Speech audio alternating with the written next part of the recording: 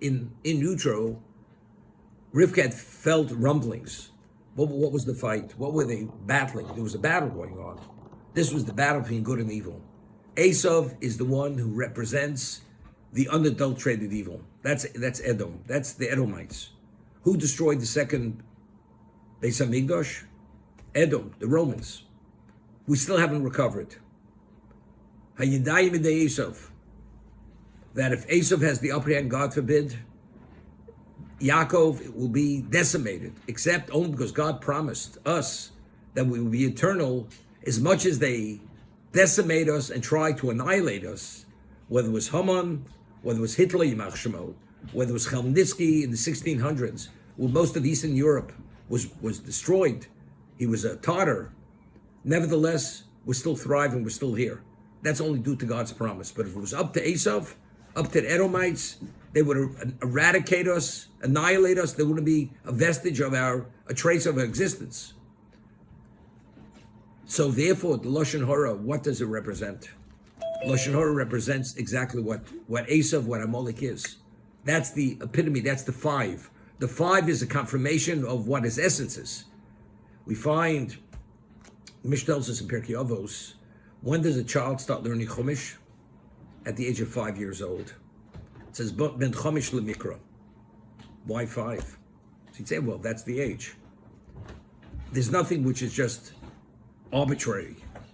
Because 5 is the number when the child has reached a certain milestone of development. Now he's ready to study Chumash. Now he's ready to enter into, on an intellectual level, at the most very elementary level, into the realm of spirituality. But it's 5. Now, how many Chumashim are there? Why is a Chumash called a Chumash? Chomesh in Hebrew is 5. It's a fifth of the 5. The 5 books. Why 5? Because this is the real thing. It's the real thing. That's Chomesh. In the desert when we traveled, there were 4 camps, right? 4 camps. They traveled.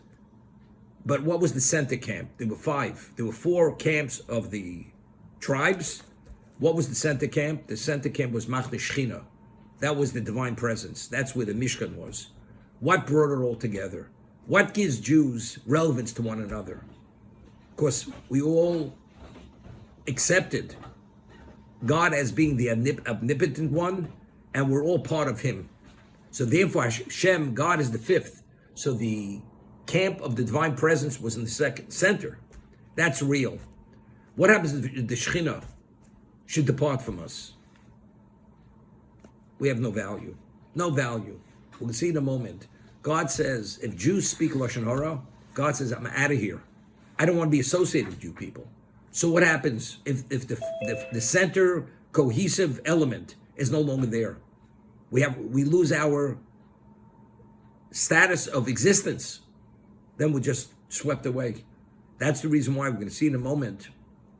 Achav, who was an evil king. He was evil. Although they were idolaters, when they would go to battle, the Midrash tells us they'd have no casualties. Sholem Melech, King Saul and David, when they went to battle, although children who were little children were fully proficient in the laws of spiritual purity, when they would go to battle, they'd have casualties. So the Midrash says, why Achav, who was evil, idolaters, why when he went to battle weren't there any casualties? Now, Ovadia was a prophet. Ovadia was a prophet. And he was a courtier in the court of Achav. And nobody knew it. And Ovadia was the closest minister to Achav. If Achav gave an order due to his wife, Jezebel, to kill all the prophets, Ovadia went and took 100 prophets, put one in one cave, 50 in one cave, 50 in the other cave. And because, due to his sacrifice, because if he would have been found out, he would have been killed. Due to that sacrifice, he merited to become a prophet. Although Ovadia himself was a convert. He was an Edomite. He came from Edom. But because he saved prophecy, now, How is it possible if you have 50, 100 people in hiding and concealment? They have to be sustained. You have to give them food, water, bring them just basic provisions, basic amenities. The Jewish people knew this. They knew that Avadia was actually protecting and sustaining these 100 people. And they knew if Achav would have known, he would have had them killed, including Avadia. Nobody said a word. Nobody said a word, but they could have said easily. Somebody could have said a word, which would have been minimally, Lashon Hara, a lot worse than that. But because nobody said a word and they were careful with their speech, they merited divine protection. That when they went to battle, there wasn't casualties, despite the fact that they were idolaters. Because there was that carefulness, that purity of speech, they did not violate that. In David's time, in King Saul's time, because they were not careful in what they spoke, when they went to battle, there were casualties. Now, what determines whether there are casualties or no casualties? If the divine presence with you, there are no casualties. If the divine presence is not with you, and you're going there as a mortal to fight a battle, you don't have what we call the shmira, you don't have the protection, then there's what to worry about. So therefore, even though the fact is they were idolaters, idolatry means they felt, they believed there were other powers outside of Hashem who also have input in this existence, but because they were careful, Hashem says, if your speech is pure, then there's hope. Once the speech is violated, God says, I'm out of here. If the Shekhinah, if the divine presence is not with you, you have no protection. So therefore, God says, I cannot tolerate the person who speaks Lashon Hara. Why does he go out of the camp? The leper, who's this very extreme level of gossiper, he goes out of the camp. Where does the Shekhinah dwell? In the midst of the Jewish people. Out of the leper has to go outside of the three camps. Once he's outside of three camps, the Shekhinah is not with him. He's cut off, and that's the reason why. What happens when he recovers from his leprosy? He has to what? He has to go to the mikvah. He has to be purified. But why? Because a person, and it says, we say that, Betzor Choshev Kemes. It says, an evil person, Rosh Choshev Kemes, an evil person is considered like a dead man. Suma Choshev Kemes, a blind person is like a dead person. Oni Choshev Kemes, an impoverished person is like a dead person. And Betzor Choshev Kemes, and a leper is considered like a dead person. Now, when we say a poor man's like a dead man, which the Gemara says, and this is derived from Dosan Aviram initially had informed the Moshe Rabbeinu that he actually killed the Egyptian. Moshe fled to Midian. He was there 60 years. God comes to Moshe and says, the people who informed on you, they're no longer alive. Therefore, return. So the Gemara asks, the Talmud asks, what do you mean they're no longer alive? Doesn't Aviram, they were alive. So the Gemara answers that initially, doesn't Aviram, they're very wealthy. And because of their level of wealth, even though they were slaves from the slave class, they had certain relationships in the Egyptian government, and therefore they're able to inform on Moshe what he had done. Once they had this very serious financial reversals, those relationships weren't there any longer. Therefore, Moshe had nothing to worry about. But they were alive. The answer is, Oni Choshev Kemes. Once a person loses his financial wherewithal, who looks at you? A person has a lot of money, they look at him. Everybody's dancing around, paying attention. All of a sudden, he's become the world's genius. He's joined the Mensa Club. Mensa kindergarten minus, Mensa Club, because he has all the big bucks. The moment he loses it, the man could have Einstein's IQ, he's worthless. What happened? Oni Choshev Kemes. When a person becomes poor, nobody wants to look at him. He's like a dead man. Just like after the person's dead, he's forgotten. Identically, the poor man, he has no standing, therefore he's like a dead man. Why is a blind man like a dead person also? Because when a person is blind, we say seeing is believing. We don't say hearing is believing. When a person can visualize something, you're able to internalize the reality of it. I could tell you about fire. If you never know what fire is, or I could tell you how sweet something is, and you don't even know what sweetness is, because you never tasted anything sweet, you can't even relate to it. But if you see it, then you visualize it, then you can internalize the reality of what that is. A man who's blind, the main characteristic which puts him in touch with life, he doesn't have. It's interesting. The Gemara says in one location, God created, if you ever go to if you go to a good zoo, they have the area where you have all these exotic birds, various birds, and it's the birdhouse. If you go into that area and you see birds from South America, you see the plumage, you see their beaks, you don't even believe that they're real. They look like they're made of wax. The beauty of their plumage, the feathers, and the colors are so unbelievably, you look at it, it's a pleasure to look at them. Now, the Gemara asks, why did God create the world with such attractive colors that touches us in a special way? You see the Clydesdale horses, Budweiser, belong to the Bush family. One saw them, unbelievable. They're about 18 feet high. Their rumps, their legs like stumps of trees, because they pull these heavy bear wagons. That's what they do. They're gorgeous. I mean, their coat, their shines. It's beauty. Why? Why did God create such beauty? God could have created everything drab green. Everything's the same color. So the Gemara says, because as a human being, we will have senses.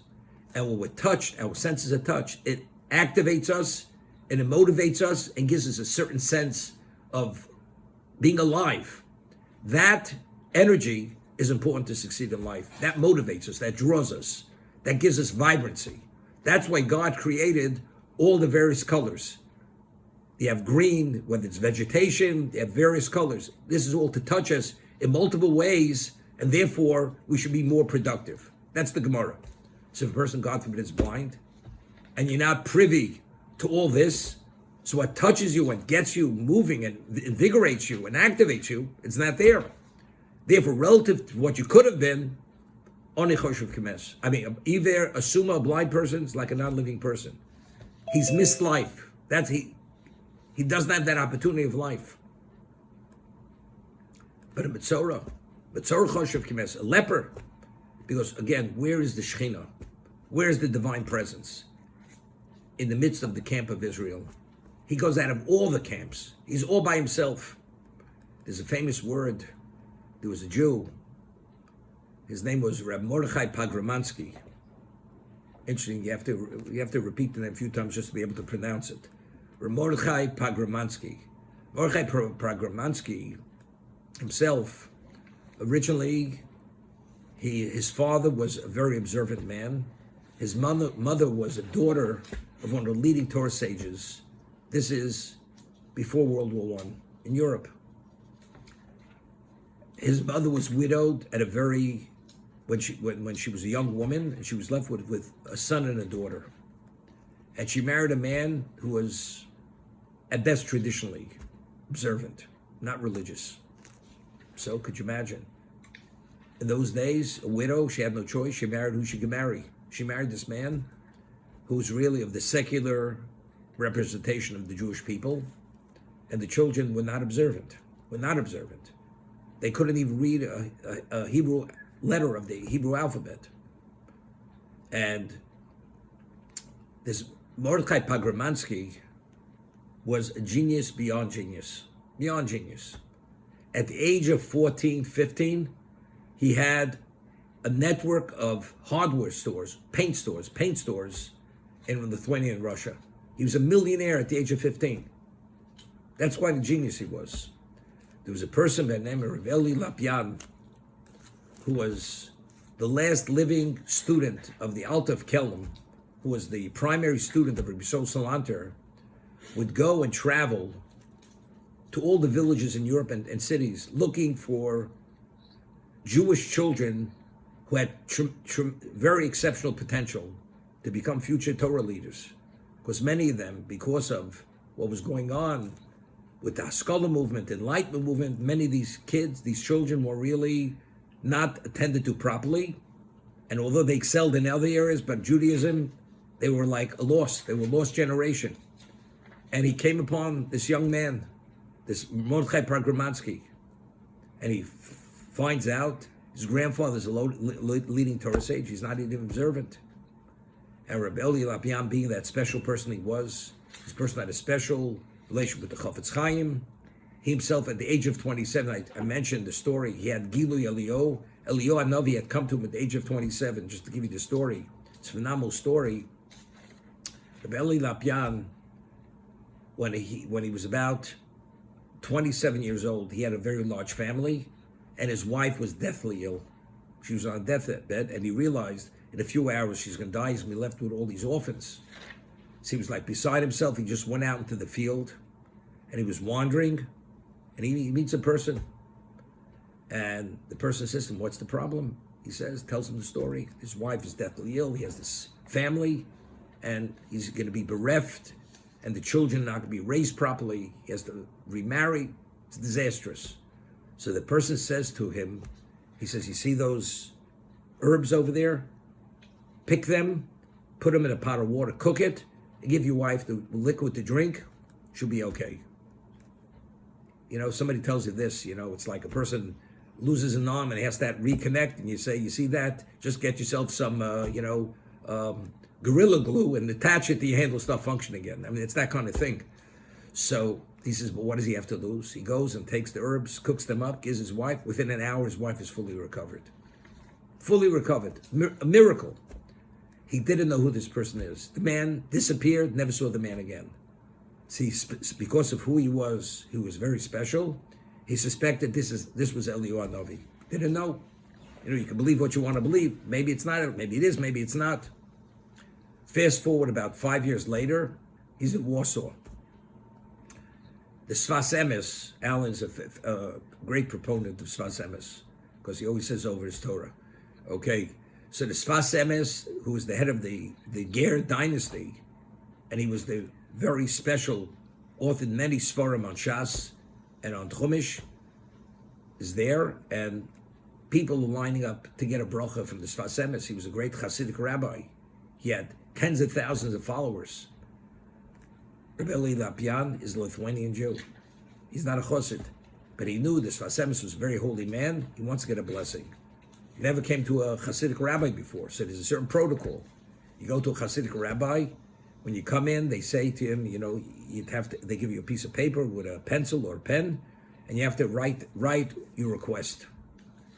And you give the person who's in charge some money for the blessing, for the privilege to go in.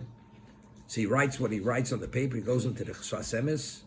The Sfas Emes looks at it, and looks at his name, and looks at him. He says, "A person who is blessed, who met Eliyahu Hanavi, he doesn't have to come to me for a blessing." That's what the Sfas Emes said to Rabbi Eli Lapian. So you understand who the Sfas Emes was. That means the Sfas Emes himself met Eliyahu Hanavi many times before. And he saw Rabbi Eli Lapian, and he saw who he was. He says, "A person who met Eliyahu Hanavi doesn't have to come to me for a blessing." And that was the end. That was the confirmation that person who had suggested that he picks those herbs, that he was Eliyahu Hanavi. So Rabbi Eli Lapian, when he was about 40, he's traveling from village to village, town to town, looking for these special children. He meets this Mordechai Pogromansky. He realizes this person's potential is phenomenal. He convinces him that he should go study in Tels. There was a city in Lithuania called Tels, and he should study there. He's 15. The man's running a big business. He's a multimillionaire. He's running a major paint distribution centers throughout Lithuania. He agrees to go there for the month of Elul. He'll stay there for 6 weeks. Elul through Sukkot. He goes. And he doesn't know how to read. So they had to get a teacher to read. Within a day he could read. But then they realized he was such a genius. When he would read, he wouldn't read one line at a time. He could read 6 lines at a time. When he'd look at a page, he'd read the whole page. Within 3 weeks, he started the lowest class. He already was in the class with 20-year-olds who were studying for years. This is the level of genius. And he's there, and Rabbi Eli Lapian thought he already, he crossed the line where he should be, and he's staying. After Sukkot, he says, "Look, I'm going back. I have too much of responsibility," and he went back. And he was disappointed. Here he thought he succeeded. that he should be sufficiently impressed and attracted to this, it wasn't enough. Went back, Rabbi Lapian did not give up. Again went, convinced him to come for Pesach. Came Pesach, this time he stayed. He sold off all his paint stores, and he became, by the time he was like 25 years old, he was one of the leading Torah sages in Europe. That's what genius. He was such a genius that he had to leave the Telz Yeshiva because he was on par with the heads of the yeshiva. This is what kind of genius he was. I'll give you all this background because he said something in Chumash. He said something during pre-World War II. He was very involved. He was the first people involved in Kiruv. He would go to universities, and he had a sister who was a genius like he was genius. She lived in Paris as a single woman. She was a lawyer. And she was one of the class, sat outside, with the coffee and the cigarettes and the intellectuals. And he said to her, I want you to have a discussion with you to convince you that there's a God and there's a religion and you have to become observant. She says, don't bother me. I don't want to be bothered with that nonsense. So he said to her, give me a chance. If I can't convince you in 3 days to what I believe in, I'll leave you alone. Otherwise, you're going to come over to my side. They locked themselves in a room for 3 days, him and his sister, and he was this phenomenal genius. She was this genius. After 3 days, she was hooked. She gave up that way of life. She became an observant woman. She became a major force also in outreach with women. She married a person who was a Rosh Yeshiva. She had 2 children. She perished with her husband in the Holocaust. That was the story with her. He survived the Holocaust, and after the war in Paris, there were thousands and thousands of Jews from various backgrounds, and he was the leader of them. He passed away when he was in his 50s.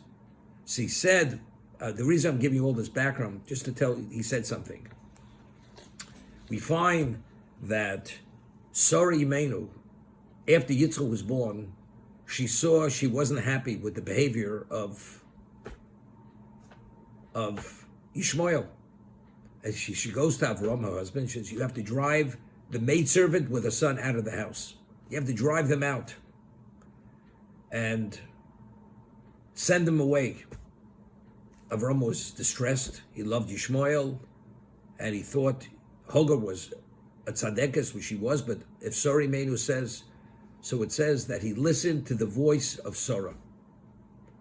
The Yishma B'kolo, so Rashi says that Sarah was a greater prophetess than Avram. Kolo means he heeded her voice of prophecy, and he sent her away.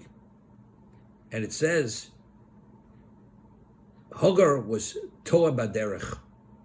She was like lost on the way. So Rashi says, what does Toa Baderech mean? She was lost. She went back to the idolatry of her father. So he asked Reb Mordechai Pargama, how do you know, from saying she was lost on the way, how do you know she went back to idolatry? Because she was Pharaoh's daughter. Hagar was the daughter of Paro. She was a princess.